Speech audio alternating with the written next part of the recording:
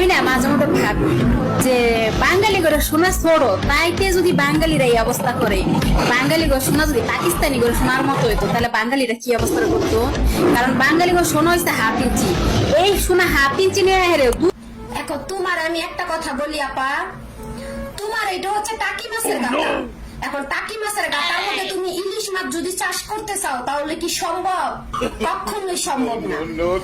তোমার দরকার ছিল বিয়ের পরে 4.5 ইঞ্চি থেকে 5 ইঞ্চি বা 5.5 ইঞ্চি, সেইখানে তুমি বিয়ের আগে লইয়া লাইছো 18 থেকে 22 ইঞ্চি। এটা কি বাঙালি ছেলেদের দোষ?